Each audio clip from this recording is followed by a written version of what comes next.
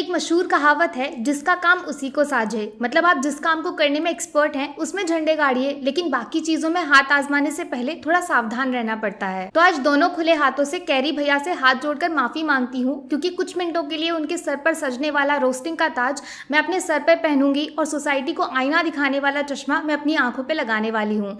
थोड़ा इधर उधर निकल जाऊं तो माफ करिएगा। अर्ज किया है, जरा गौर फरमाइए। पी से पावर, पी से पैसा, दोनों जितने कमाओ उतने कम लगते हैं। वो बीच में बोल दीजिए इरशाद वगैरह।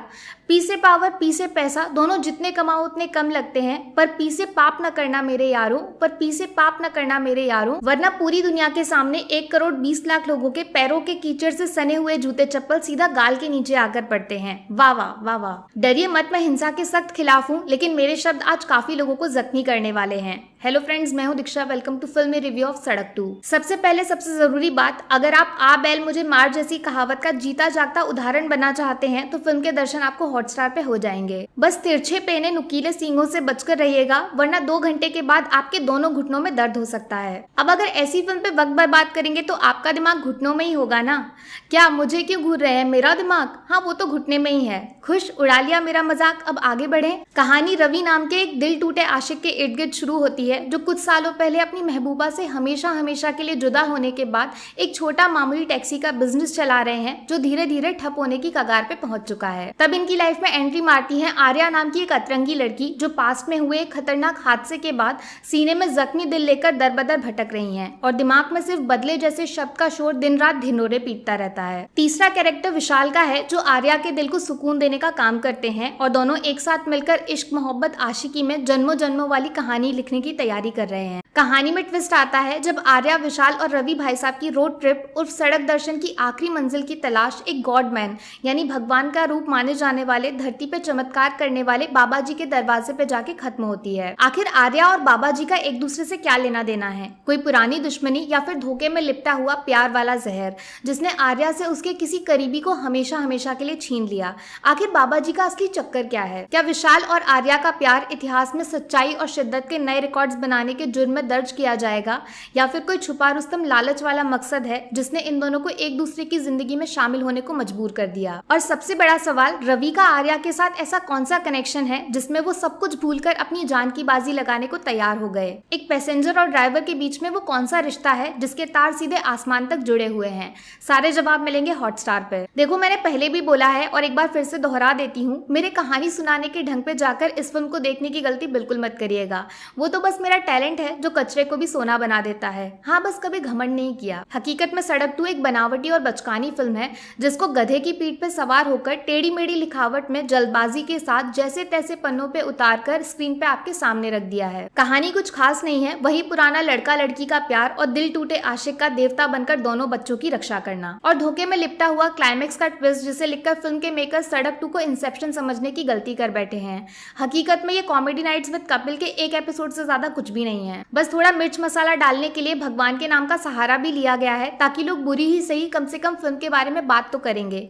अरे भाई, नाम बदनाम हुआ तो क्या हुआ, नाम तो हुआ ना। एक मजेदार बात यह भी है कि महेश भट्ट 20 साल बाद डायरेक्शन में वापस लौटे हैं।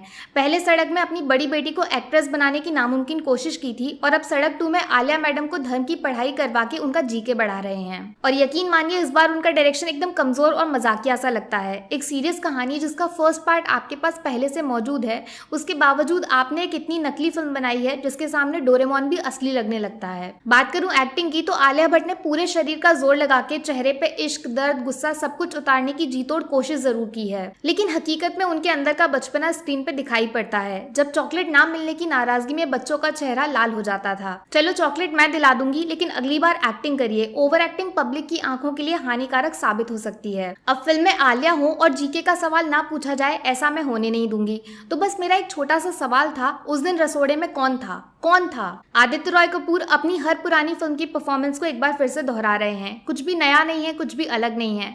वो टिकटॉक में चेहरा एक और कपड़े अनेक, बस वही किस्सा है। बस थोड़ी बहुत डूबती हुई लुटिया को बचाने की जिम्मेदारी निभाई है संजू बाबा ने, जो पहली फिल्म की कहानी को आगे बढ़ाते हुए एक तरफा प्यार और सच्चाई की लड़ाई में धीमी धीमी मुस्कुराहट के सहारे आपका दिल जीत लेते हैं। मकरंद देशपांडे फिल्म के छुपा रुस्तम सरप्राइज हैं, जो एक नेगेटिव कैरेक्टर की शक्लों को पूरी तरह तरह ओढ़ चुके हैं, लेकिन भट्ट साहब का घिसा पिटा डायरेक्शन कई जगह पे उनको फीका और मामूली बना देता है। जो कारनामा सड़क में सदाशिव साहब ने करके दिखाया था, इस बार फिल्म में उसका 1% भी रिक्रिएट करने में मेकर्स पूरी तरह फेल हो गए हैं। ये शायद पहली ऐसी फिल्म होगी जिसमें आपके मन में फिल्म के एक्टर से ज्यादा इज्जत इसका म्यूजिक बनाने वाले मेहनती कलाकारों के लिए पैदा होने वाली है, जिन्होंने बीच बीच में दिल को पिघलाने वाले सुरीले गानों के बाण चलाए हैं। तो यार कम शब्दों में बोलूं तो सड़क 2 एक लाइलाज बीमारी की तरह है, जिससे दूरी बनाना ही आपकी सेहत के लिए फायदे का सौदा साबित होगा। लेकिन अगर गलती से इसके जाल में फंस गए तो भैया फिर तांत्रिक से लेकर साइंटिस्ट कोई भी आपकी मदद नहीं कर पाएगा। मेरी तरफ से सड़क 2 को 5 में से 1.5 स्टार्स, वो भी संजू बाबा के दलदल में फंसने के बावजूद हाथ पैर मार के थोड़ी बहुत एक्टिंग करने की कोशिश के लिए,